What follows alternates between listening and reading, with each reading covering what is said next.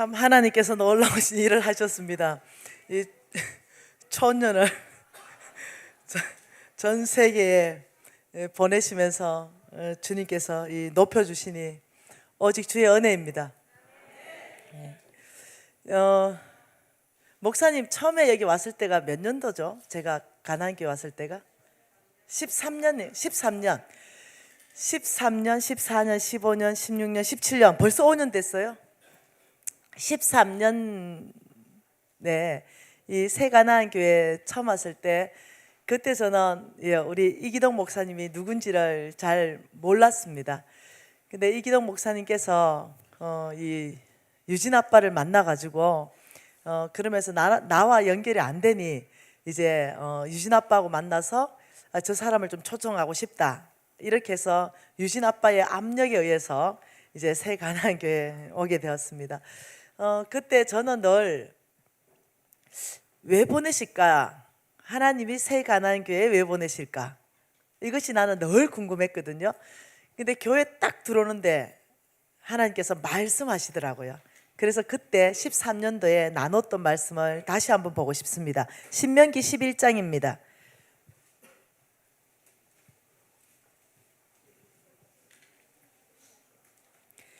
신명기 11장 11절과 12절 말씀 같이 읽을게요. 너희가 건너가서 차지할 땅은 산과 골짜기가 있어서 하늘에서 내리는 비를 흡수하는 땅이요 내 하나님 여호와께서 돌봐주시는 땅이라. 연초부터 연말까지 내 하나님의 눈이 항상 그 위에 있느니라. 아멘. 이 말씀을 교회에 하시기 시작했습니다. 제가 알아들었죠. 그때 2013년도 제가 왔을 때는요, 지금의 교회보다 한 5분의 1 정도의 수준, 그 정도의 어떤 교인이 출석하는 그 정도였습니다. 근데 이 말씀을 하시면서 이 새 가나안 교회는 건너가서 차지할 땅이 있다라고 말씀하셨습니다. 굉장히 흥미로웠습니다. 그리고 그 건너가서 차지할 땅은 산과 골짜기가 있다라고 얘기했어요. 그리고 하늘에서 내리는 비가 흡수하는 땅이다 이렇게 말했습니다. 근데 하늘에서 내리는 비가 흡수하게 되면은요, 이게 무슨 말이냐면은 이 교회는 열매 맺는 교회다 이런 뜻입니다. 그래서 이 열매 맺는 이 교회 안에, 그런데 해야 되는 행동은 건너가는 일입니다. 그리고 땅을 차지해야 되는 일입니다. 그거는 우리가 해야 되는 수고를 말하는 거예요. 그러니까 어디서 건너가자 이러면은 이 교인 전체가 건너가는 수고를 하는 거죠. 그러면 그 땅 전체 안에 놀라운 어떤 열매 맺는 그런 땅을 주시는데, 그런데 그 땅은 특징이 뭐냐면 내 하나님 여호와께서 돌봐주시는 땅이다. 굉장한 땅이라는 거예요. 그리고 연초부터 연말까지 내 하나님 여호와의 눈이 항상 그 위에 있는 땅이다. 여러분, 이 연초부터 연말까지 이러면은 1년 365일, 윤달까지 치면 1년 366일, 항상 하나님의 눈이 그 위에 있는 땅, 이 땅을 주신다는 거죠. 굉장히 흥미로웠습니다. 교회적으로 그때 봐서는 제가 이 일이 언제 일어날까, 이제 이것이 흥미로웠죠. 그래서 제가 앉아서 이렇게 말했습니다. 그렇다면 하나님, 교회적으로 이런 계획을 가지고 있다면 이 교회를 섬기는 담임 목사님은 분명히 독특할 것이다. 분명히 뭔가 다를 것이다. 왜냐하면 이 전체를 전두지휘해서 건너가자, 이 땅이 바로 우리가 깃발을 꽂아야 되는 땅이다, 이런 전두지휘할 그런 총사령관이라면 관심이 있게 돼 있는 거죠. 근데 나는 이분을 모른다는 거예요. 그래서 하나님, 지금 여기 새 가나안 교회의 담임 목사님에 대해서 말씀해 주십시오. 제가 이렇게 얘기했어요. 근데 주님이 말씀하셨어요. 그 말씀을 또 한 구절 보고 싶습니다. 그 말씀은 하나님께서 제가 적어놨어요. 역대상 12장 말씀을 하셨어요.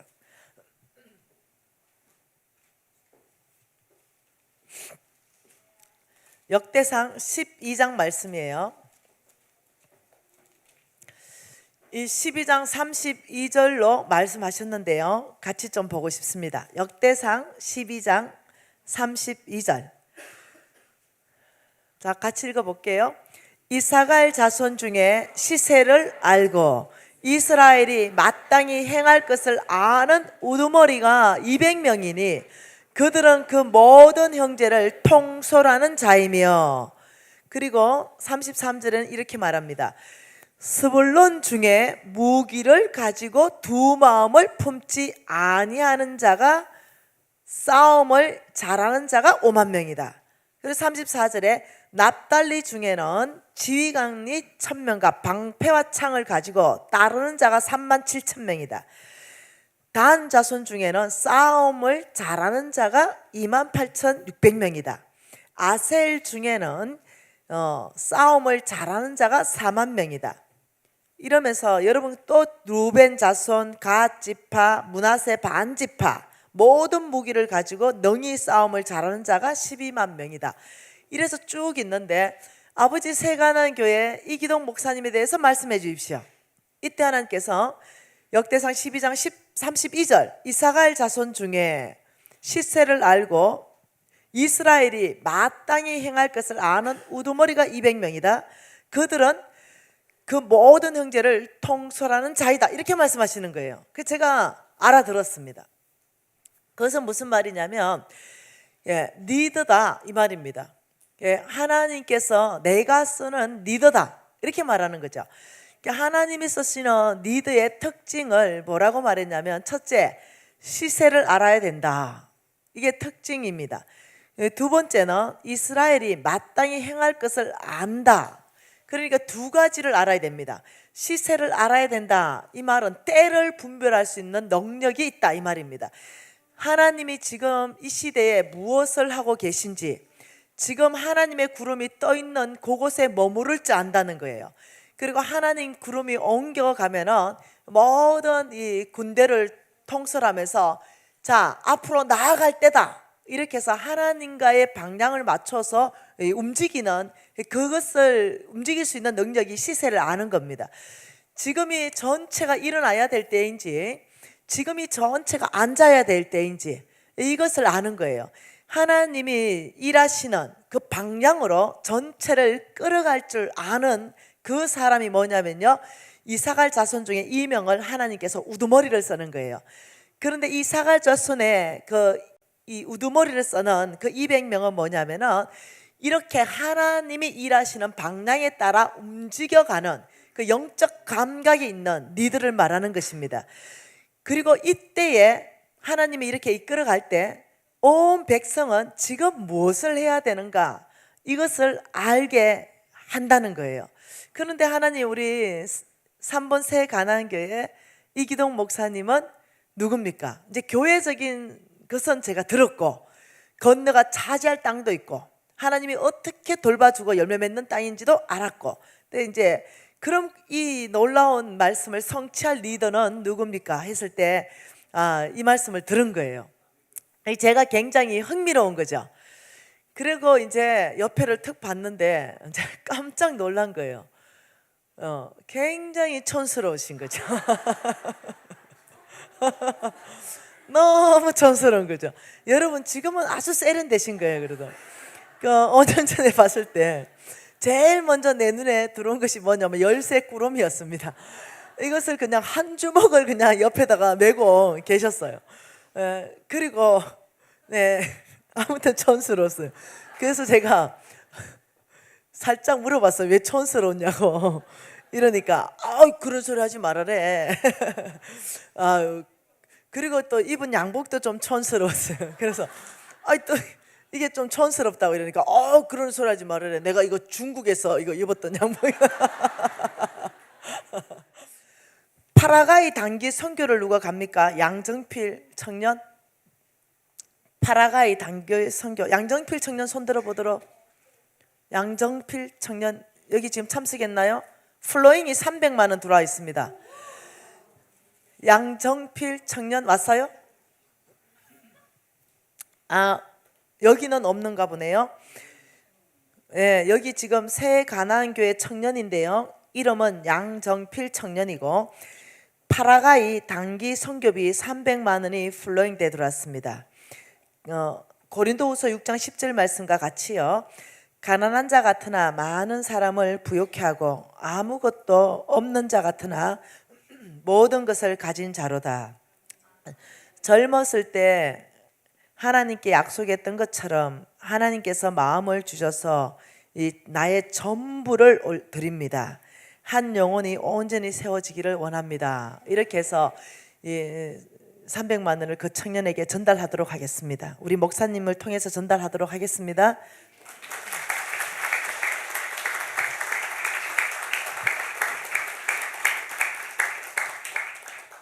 여러분 지금 보셨던 이런 어떤 나의 재정을 깨트려서 정말 흘러보내는 거, 이런 것도 한 단면 안에 큰 기독교 문명 개혁 운동입니다. 이기적이고 아주 개인적이고 절대 손내보지 않으려는 그런 세상 문화가 교회 안에까지 들어왔죠. 근데 교회에서는 주님 말씀하시면 기꺼이 제가 깨트려서라도 제가 하나님 말씀한 곳으로 제가 보내며 섬기고 그 나라를 함께 동력하여, 이거는 300만 원 보낸 사람과 선교 현장에 같이 가는 사람이 함께 사역하는 거거든요. 이거 역시 기독교 문명 개혁 운동의 하나입니다. 여러분 기대가 큽니다. 하나님께서 이 4일간 시간 안에 우리에게 세컨 찬스를 주실 수도 있습니다. 정말 새로운 어떤 시간이 될 수도 있겠습니다. 하나님은 어디에 누구에게 새로운 어떤 찬스가 오는가, 또 하나님은 어떤 사람을 찾는가, 하나님은 어디에 마음이 있는가, 그 부분에 대해서 이 사도행전 말씀으로 우리는 이미 잘 알고 있습니다. 사도행전 13장 22절 말씀입니다.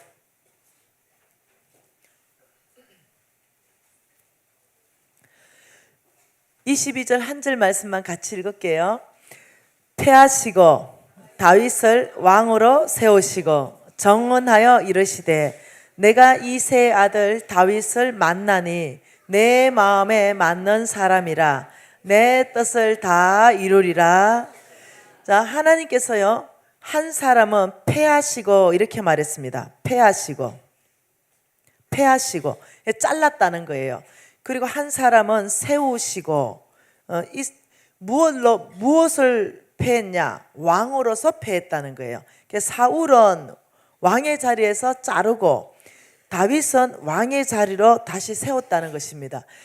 그러니까 도대체 왜 사울이 왕에서 잘렸는가를 연구해보고 왜 다윗이 하나님으로부터 왕으로 뽑혔는가를 연구해보면 오늘날 저와 여러분의 삶에도 동일한 방법으로 하나님이 패하시고 동일한 방법으로 하나님께서 그 사람을 쓰신다는 걸 이해하셔야 됩니다. 그래서 패하게 된 사울은요 실패자가 아니에요. 하나님이 사울을 잘못 뽑은 게 아닙니다. 사울은 굉장히 겸손한 사람이었어요. 근데 하나님께서 사울을 자른 거죠. 예? 이 이유가 사울에게 있었습니다. 사울이 중간에 타락하게 됩니다. 그래서 이 지금 주제를 가지고 오늘 4일 전체를 보고 싶은 거예요. 어떤 사람을 과연 하나님께서 들어서 쓰시는가, 어떤 사람을 물리치시는가, 이 부분에 대해서 보고 싶은 거죠. 제가 오래전에 망했잖아요. 여러분 시간 그냥 뭐 망했던 얘기도 하고 잘 됐던 얘기도 하고 이러보고 싶습니다. 망해버린 거죠. 불치병이 먼저 왔습니다. 그리고 재물이 다 날아가 버렸죠. 그리고 망했어요. 그리고 어느 날 너무 간절한 마음이 있었습니다. 주님 앞에 너무 간절한 마음이 있어가지고 주님 저 좀 불치병 좀 고쳐주십시오. 주님 저 이 망한 거 이거 어떻게 좀 도와주십시오. 여러분이 다 모두가 떠나가 버리고 건강도 사라져 버리고 돈도 없어져 버리고 친구도 다 없어져 버리니까 간절해지더라고요. 아무도 만나주지도 않고 찾아주지도 않고 꼭 나 혼자 된 것 같고 버림받은 것 같고, 그래서 제가 주님 앞에 주님 저는 옆에 사람이 있으나 나 혼자인 것 같고, 여기 교회에 이렇게 내가 왔으나 나 혼자인 것 같고, 가족 안에 있으나 나 혼자인 것 같고, 지금 아들하고 얘기하는데도 나 혼자인 것 같고, 남편하고 얘기하는데도 나 혼자인 것 같고, 어디 있어도 사람이 많은 이 백화점 안에 있다 하더라도 나 혼자인 것 같고, 철저하게 그냥 혼자 된 듯한 느낌. 그 안에서 제가 주님 앞에 나갔습니다. 주님, 나 정말 살고 싶다라고 울부짖을 때가 있었어요. 주님, 살려주십시오. 살고 싶습니다. 아주 오랜 시간을 그렇게 나갔던 것 같아요. 어느 날이었어요. 어느 날 주님께서 한 가지의 사건을 기억나게 하셨습니다. 저를 불치병을 회복시켜 주시고 저의 모든 재정을 회복시켜 주시기 전에 행하셨던 하나님의 일이라는 거예요. 그러니까 그 사건은 제가 까마득하게 잊어버렸던 사건이었습니다. 그것은 생각지도 않았던 사건이죠. 그 말씀은 마태복음 말씀이었어요.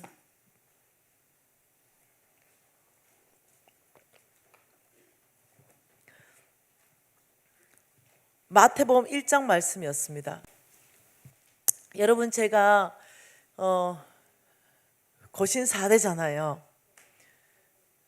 그리고 저는 7살 때부터 저는 성경 읽고 지금까지 성경을 250번도 더 읽었습니다. 웬만한 성경 말씀은 대충 어디에 있는지는 제가 거의 다 기억합니다. 그리고 기도를 하루에 3시간 이상 안 한 적이 없습니다. 지금도 그거는 습관입니다. 그런데 제 안에 뭐가 있었냐면 교만이 있었습니다. 제 안에 영적 교만이 있었고, 저는 그것이 교만인지도 모르고 살았습니다. 근데 기준이 있었어요. 높은 차원의 수준의 기준이 있었습니다. 제가 대학을 경영학과를 갔고 제가 사업하기 위해서 또 다른 과를 가서 저는 총 대학을 3개나 나왔습니다. 이 대학 다닐 때 그때가 한참 유행한 게 뭐였냐면은 그 물건을 이렇게 내놓고 남자가 그 물건을 잡으면 이렇게 뭐라 그러죠? 그거 미팅 짝이 되는 거, 이걸 소개팅이라 그러죠. 그게 한참 유행할 때입니다. 그러면 여자 5명 가면은 남자들이 물건을 내놔요. 그러면 내놓은 걸 아무거나 잡으면 그 물건 임자하고 나하고 짝이 되는 거죠. 근데 여러분이 안 믿어도 상관없습니다. 제가 대학 다닐 때 미스 코리아 나갈 뻔했습니다. 지금보다 몸무게가 20kg나 덜 나갔고요. 그러니까 나를 그 미팅 장소에 데려가려고 많이 노력했었어요. 근데 저는 그때 고신 4대예요. 우리 엄마한테 굉장한 거룩함의 높은 수준의 차원으로 교육받았던 사람입니다. 그렇기 때문에 저는 내 무릎 위로 치마가 올라가는 걸 입는다, 이거는 내 인생에 있을 수 없는 일이었어요. 치마를 입어도 무릎 밑으로 20cm 이렇게 입어야만 치마를 입고, 아니면 바지를 입어라. 네, 이렇게 저는 배웠고 또 그렇게 행동했습니다.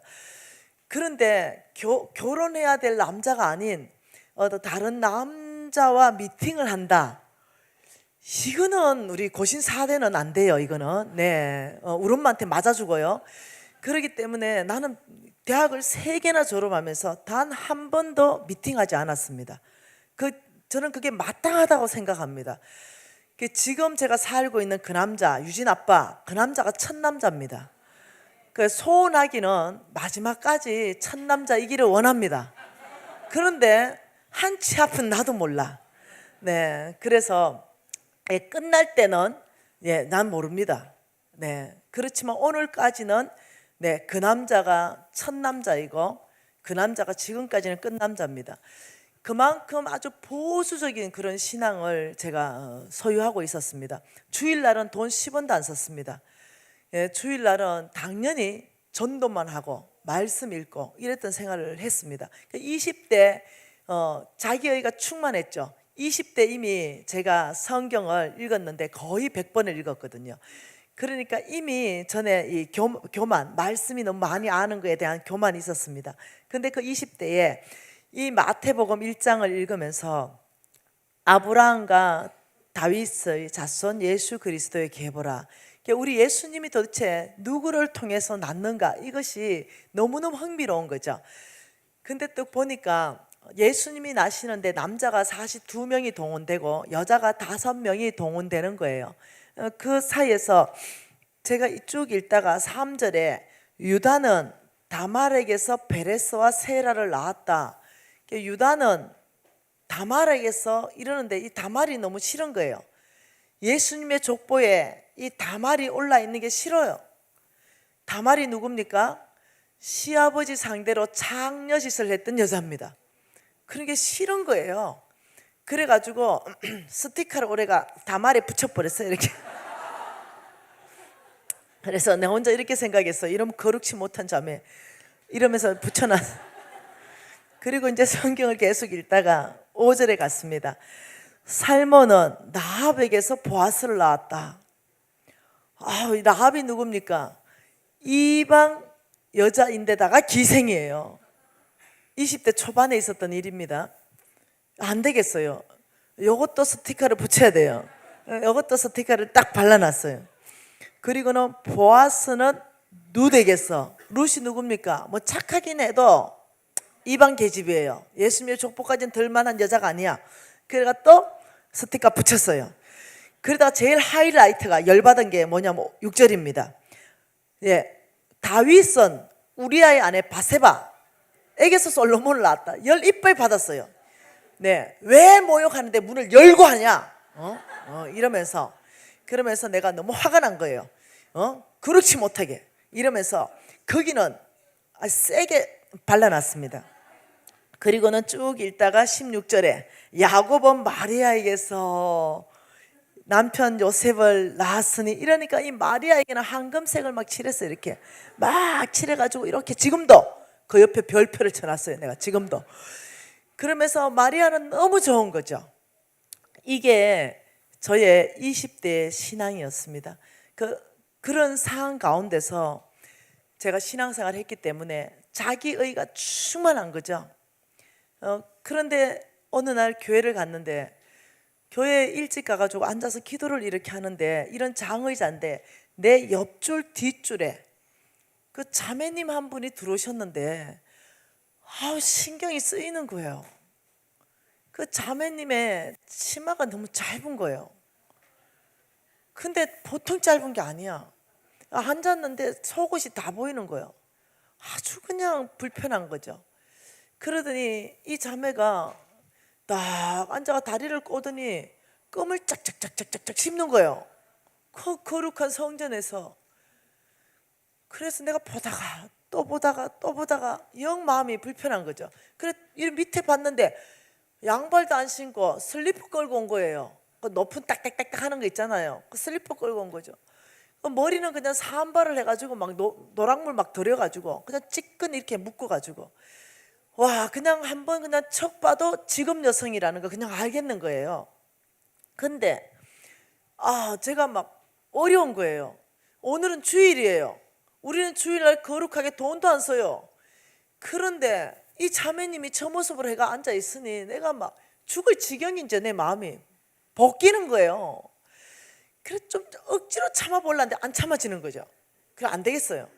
그러니까 살짝 덩어리를 치면서 자매님 바깥에서 잠깐만 나 좀 보자고, 이렇게 자매님이 따라 나왔어요. 그리고 제가 이렇게 말했어요. 자매님, 여기는 거룩한 교회입니다.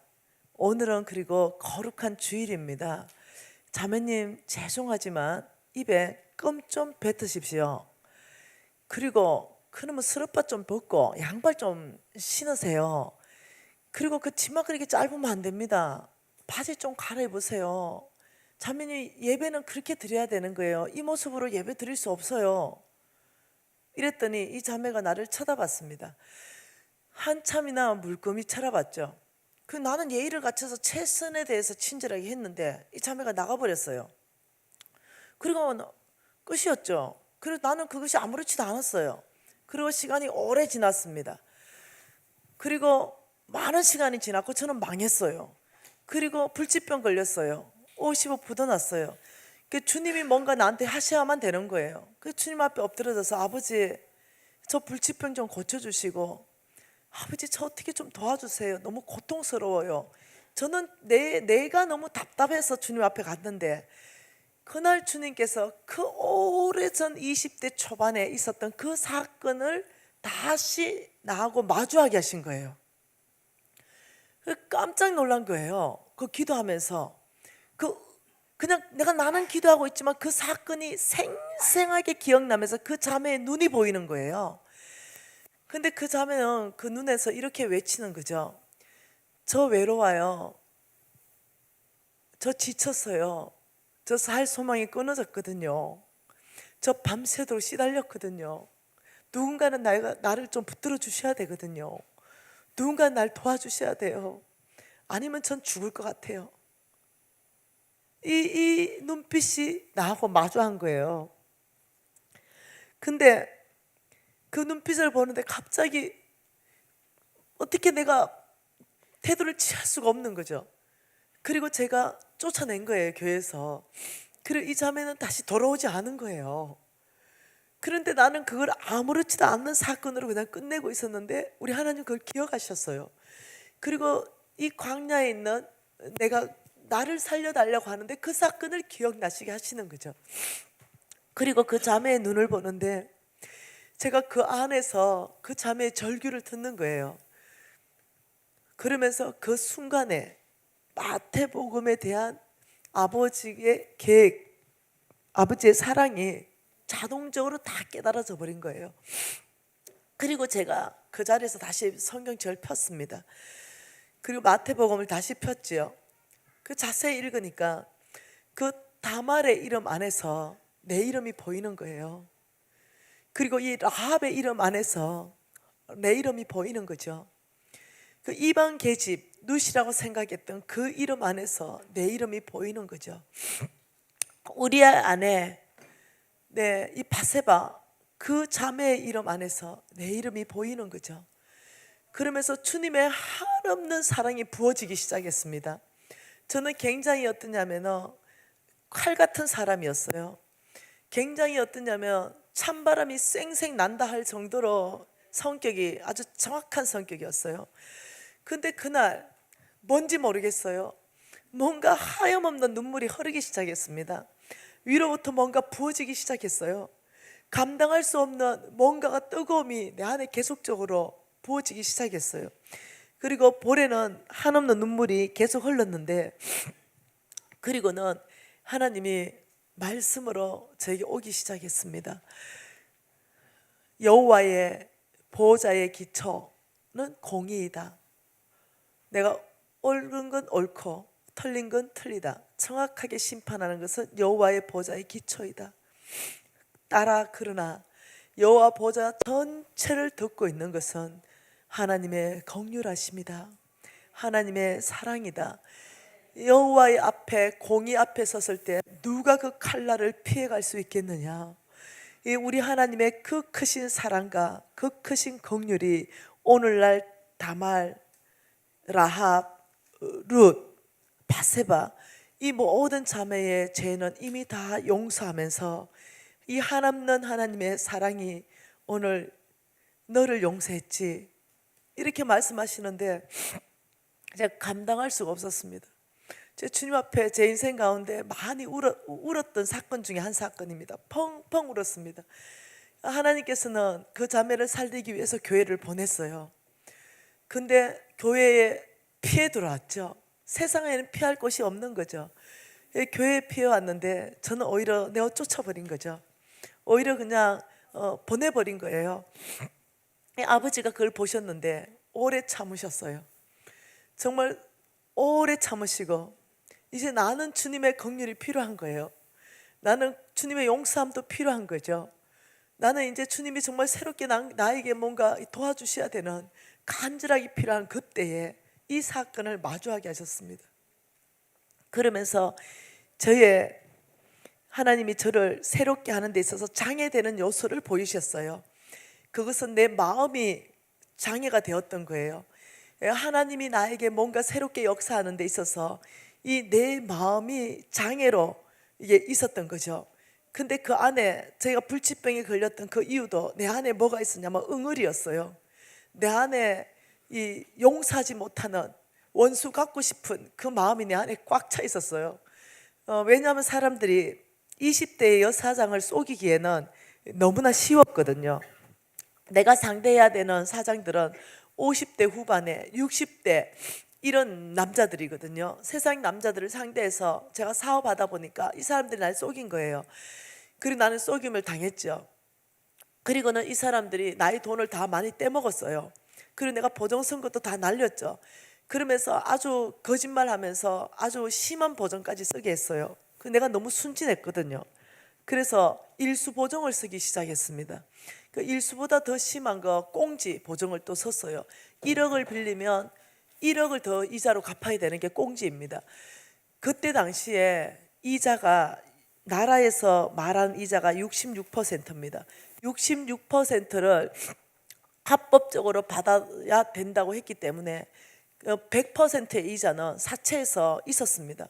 그런 보증을 쓰고 이래 했더니 그 사람들은요 정말 실질적으로 장기라도 팔아서 갚아라고 이렇게 협박하는 사람들이에요.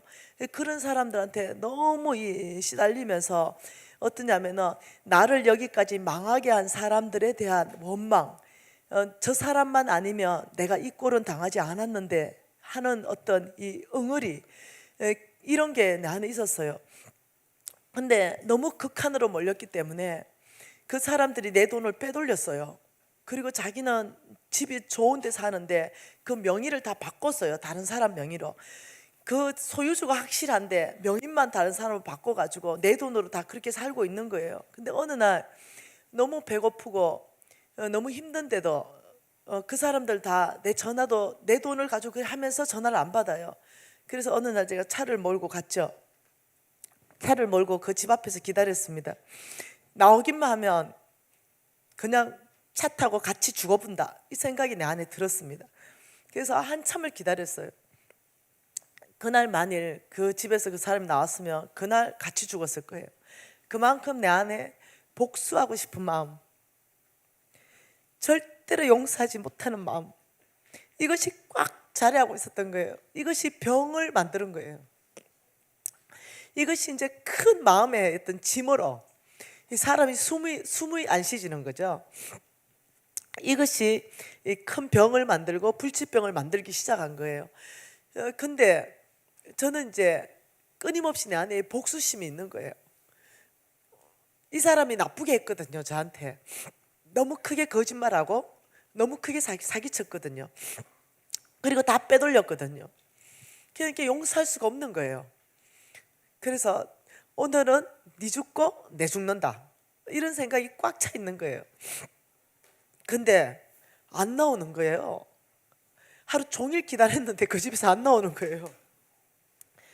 그래서 제가 옵니다. 그리고 다음날 다시 갑니다.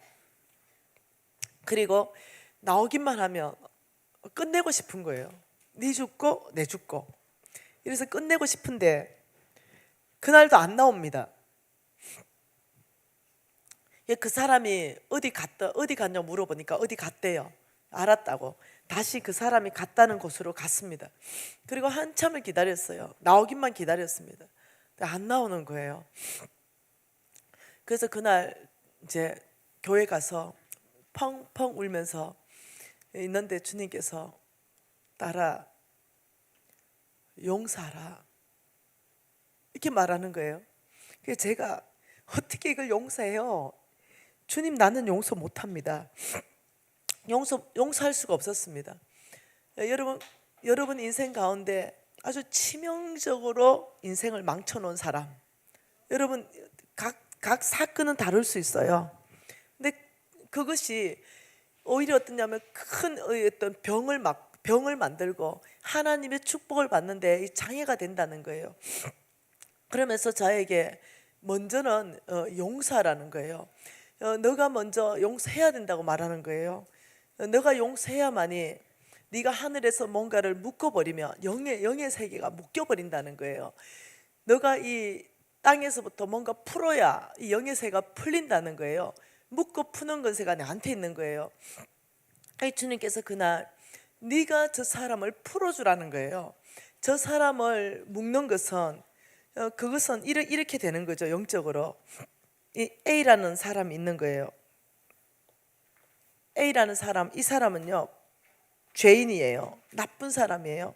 근데 이 사람이 B한테 죄를 졌어요. 이 사람을 해코지했어요. 이 A라는 이 사람은 죄를 진 죄인이기 때문에 합법적으로 연계해서 사단이 묶을 수 있는 합법적인 권리가 있습니다. 그런데 이 사탄은 A를 죄를 졌기 때문에 합법적으로 묶어놓고 어디를 움직이냐면 B한테 갑니다. 그리고 원수 갚아, 저 인간 때문에 네가 이 모양 이 꼴이 됐어. 끊임없이 사단의 속성으로 속삭입니다. 용서할 수 없잖아. 원수 갚아야 되잖아.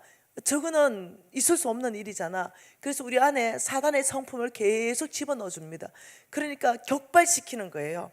그러니까 이 B라는 사람은 죄를 졌지도 않았는데 이 사탄에 계속 격발을 받게 되면 맞아, 내가 이 모양 이 꼴 된 거는 다 저 A라는 저 사람 때문이야. 저 인간 때문이야. 그러면서 나는 반드시 저 인간에게 원수를 갖고 내가 복수를 할 거야. 더 심하게 나가면 네 죽고 내 죽는 거야. 이렇게 돼버린 거죠. 그러면 사탄은 웃는 거죠. 이것을 묶는 거죠. 이것을 딱 묶어놓고 죄를 짓지 않았지만 이 사람하고 같이 묶여버립니다. 그래서 이건 굉장히 심각한 얘기라는 거예요. 근데 주님께서는 용서하라 라고 말했어요. 네가 용서해야 된다. 그런데 용서 못해요. 이걸 어떻게 용서해요? 오늘날 이렇게 된 거 저 사람 보세요. 나한테 사기치고 내 돈 다 가지고 저 사람 살고 있는 거 보세요. 저 용서할 수 없어요. 차라리 죽는 게 나아요.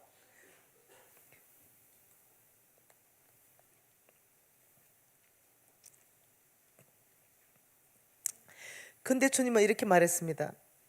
용서해야 살 것이다. 네가 살 것이다. 이 사람을 위해서가 아니라 따라 너를 위해서 얘기하는데 용서해야 된다고 말했습니다. 여러분, 이런 거예요. 용서라는 거는 이런 겁니다. 이 사탄이 묶으려고 왔죠. 그런데 이 죄를 누가 졌냐면은 A가 졌지만은 이 B에게 죄를 졌기 때문에 용서를 해주는 사람은요 B가 A를 용서해 줄 수가 있습니다. 그러면 그거는 용서가 되는 겁니다. 이 사탄이 B를 묶기 위해서 격발시켰지만 B가 사탄의 계략을 이해를 하고 아니 나는 너에게 묶이고 싶지 않아. 나는 나를 위한 것을 선택하는데 나는 저 사람을 용서하기로 결정해. 용서라는 것은 사랑까지 해야 될 책임은 없습니다. 그냥 용서하기로 결정하는 겁니다. 그 순간 놀라운 일이 연기 안에서 일어나는 것은 이 죄인을 묶어놨던 A의 사탄의 결박이 끊어집니다. 이게 없어져요. 왜요?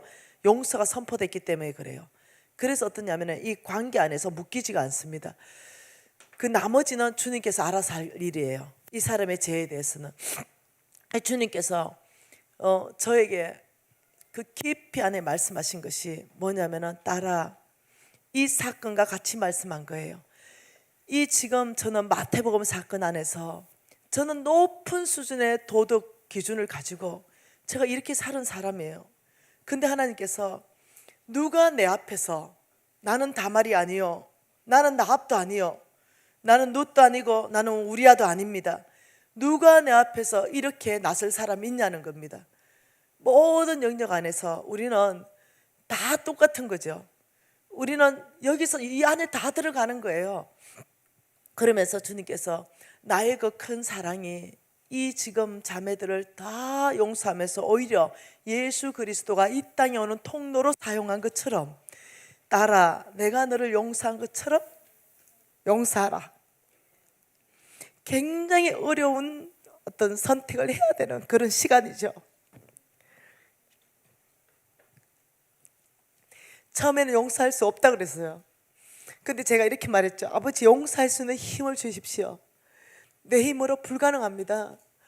저에게 용서할 수 있는 힘을 주십시오. 이걸 제가 일주일 금식합니다.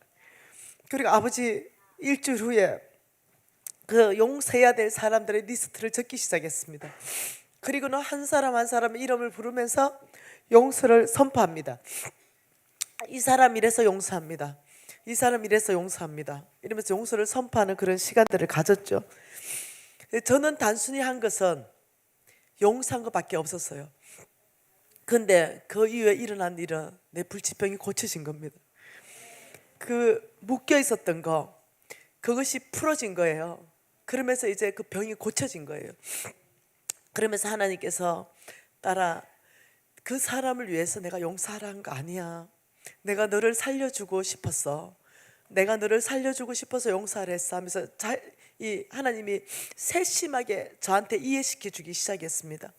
그래서 여러분 안에 문제, 돌파해야 될 문제나 해결해야 될 문제가 이 용서와 굉장히 밀접한 관계가 있다는 걸 저는 그때 이해하게 되었습니다. 교회는 이런 곳입니다. 이런 다말이 오는 곳이 교회입니다. 라합과 룻과 이 바세바, 이런 사람들이 오는 것이 교회입니다. 우리 예수님께서 나는 의인을 위해서 온 것이 아니라 죄인을 위해서 왔다고 했습니다. 오늘 교회 안에서 옷을 잘 입은 사람, 위치가 높은 사람이 오면은 막 안내해가지고 앞자리에 앉게 하고, 아주 남루하고 아주 허름하고 이런 사람들이 오면은 있든지 말든지 앉든지 말든지 이렇게 하는 것이 오늘날 교회로 많이 바뀌어 있다는 거죠. 그래서 하나님께서 성경 전체 안에 말하는 것이 그렇게 하지 말라는 거예요. 교회는 이런 곳이 와서 치료받는 것이 교회이고, 이런 사람들이 와서 위로받는 것이 교회이고, 이런 사람들이 와서 회복되어서 정상인으로 살아가는 것이 교회이다. 그래서 외모로 취하지 말라는 거예요. 외모로 취하지 말아라. 나는 교회가 교회다워져야 된다고 생각한다. 하나님께서는 그렇게 그 교회에 대한 그때 저의 잘못된 어떤 태도, 저의 잘못된 속 좁은 어떤 나의 어떤 높은 수준의 기준은 그건 하나님의 기준이 아니었습니다. 그것은 내가 만들어내온 기준일 뿐이었습니다. 하나님이 원하시는 것은 나를 고치기 위해서 내 마음의 폭을 넓히셨습니다. 내 마음의 폭을 한없이 넓혔어야만 했었습니다. 그래야만 그 다음에 내가 돌파가 일어나는 것입니다. 근데 좁아져 있는 거죠. 어떤 사건으로 인해서, 어떤 사람으로 인해서, 어떤 환경으로 인해서 아주 그냥 간장종지처럼 아주 속이 좁아져 있는 거예요. 그것을 못 넘어가는 거죠. 속이 좁아져 있으니까 어떤 사람이 조금만 무슨 얘기해도 그게 걸리는 거예요. 그것이 자존심이 상하는 거죠. 누가 조금만 뭘 해도 나한테 뭐 얘기를 하는 것 같은 거죠. 아주 좁아져서, 그게 하나님이 나에게 뭔가 큰 역사를 베풀고 싶은데 내 마음이 그 큰 역사를 담을 만한 그릇이 안 되는 거예요. 그러니까 하나님께서 나를 고치기 위해서 따라 하나님의 성품으로 마음부터 넓히는 작업을 하셨습니다. 여러분, 사울 왕이 왜 하나님한테 잘린지 아시죠? 마음 때문에 그렇습니다. 이 마음이 좁아져서 그렇습니다. 그래서 왕으로부터 잘림을 당했어요. 왜? 여러분 그 사무엘상 17장, 16장, 18장 쭉 한번 읽어보시면 어떻게 나왔냐면은 다윗이 이 골리앗 장군을 죽였어요. 그래 얼마나 잘한 거예요. 골리앗 장군을 죽였으니까. 그런데 막 여인들이 막 노래를 부르기 시작했어요. 다윗이 죽인 자는 만만이요, 사울이 죽인 자는 천천히요. 사울은 1000명 죽였고 다윗은 10,000명 죽였다. 다윗이 더 힘센 장군이다, 더 멋진 장군이다, 더 성리한 장군이다, 이렇게 된 거죠. 그게 신하가 그렇게 하면 다 내 영광이잖아요. 나라가 지켜졌는데도 그때 이 사울은 다윗을 주목하면서 죽이려고 음모를 꾀합니다. 창을 들고 다윗을 못에 박아버리려고 그런 거죠. 여러분, 이 마음이 좁아진 거죠. 어떤 비교의식에 들어가면 마음이 좁아지는 거죠. 여러분과 누구를 막 비교하면 마음이 좁아지는 거죠.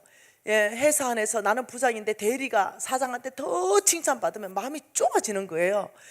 교회 안에서 담임 목사님이 나보다 다른 집사를 너무 신뢰하고 좋아하면 괜히 내 마음이 좁아지는 거예요.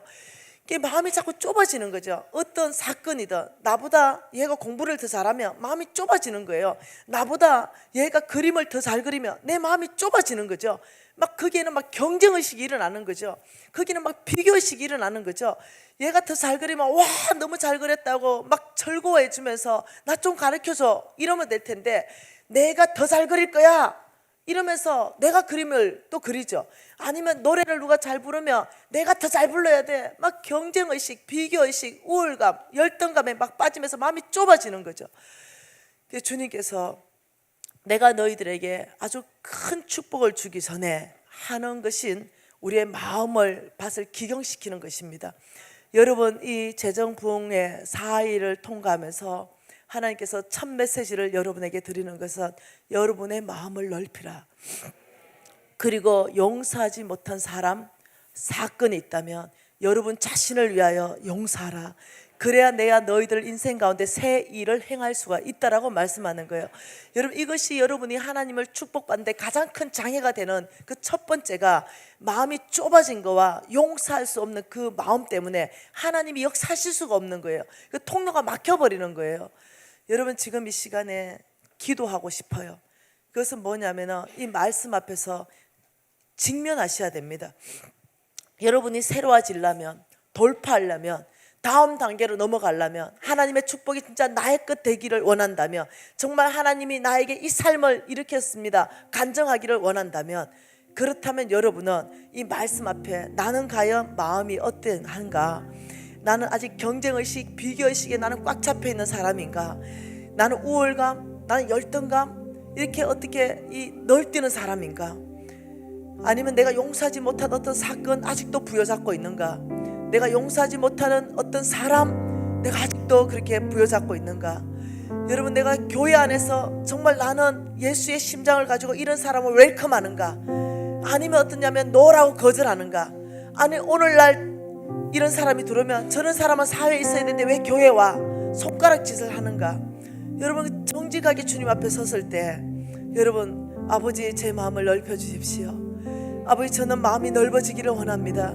여러분, 그럴 때 하나님이 붙들어 주시더라고요. 넓혀 주시더라고요. 저는 그 이후로 넓어졌습니다. 그 이후로 저는 심장이 커졌어요. 그 이후로 저는 교회에 어떤 사람이 와도 나의 친구입니다. 네, 거지가 들어와도 나의 친구이며, 장애자가 들어와도 나의 친구이며, 못 사는 사람이 들어와도 나의 친구입니다. 외모로 취하는 눈 자체를 아예 없애버렸습니다. 그리고 모두가 나의 친구요, 우리 주님이 보낸 나의 형제입니다. 그 이후로 제 삶은 달라지기 시작했어요. 하나님께서 회복시켰죠. 온 땅을 다니면서 하나님의 성품을 드러내게 하셨죠. 속이 좁아 터진 사람에서 속이 넓은 사람으로 바꿔놓으셨죠. 여러분, 오늘 주님께서 여러분 큰 축복 안으로 오기 위해서 먼저 여러분의 마음을 만든다고 믿고 있습니다. 요청하십시다. 주님, 마음을 넓혀달라고 요청하십시다. 경쟁의식에서부터 아버지 자유하기를 선포하십시오. 더 이상 경쟁하지 마십시오. 다른 사람이 잘되면 축복해 주십시오. 다른 사람이 더 잘되기를 바래 주십시오. 오히려 다른 사람 잘되기 위해서 내가 쓰임받기를 원하십시오. 그때 하나님은 나를 쓰십니다. 여러분, 마음을 준비하면서 주님 앞에 나가십시다. 기도하십시다. 하나님 아버지, 내 마음을 더 넓혀 주십시오.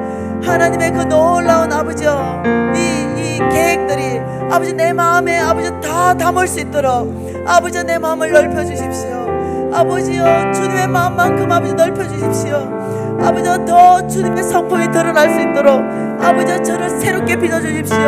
아버지, 제 안에 아버지요 마음을 넓혀 주셔서 어떤 사람을 보든 어떤 사건이 있든 아버지 제가 하나님 앞에 반응할 수 있는 사람 되게 해주십시오. 아버지, 제 마음 안에 아버지가 용서 못한 사람, 아버지요 지금 이 시간에 용서하기로 결정하는 아버지요 우리 성도들 안에 아버지 힘을 주십시오. 아버지, 용서할 수 있는 사람 되게 아버지 은혜를 베푸실 줄 믿습니다.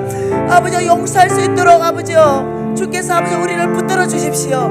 아버지요, 우리 안에 그 용서할 수 있는 힘을 부어줄 줄 믿습니다. 여러분, 용서하지 못하는 사람이 있다면 그 사람 이름을 붙들고 용서를 선포하십시오.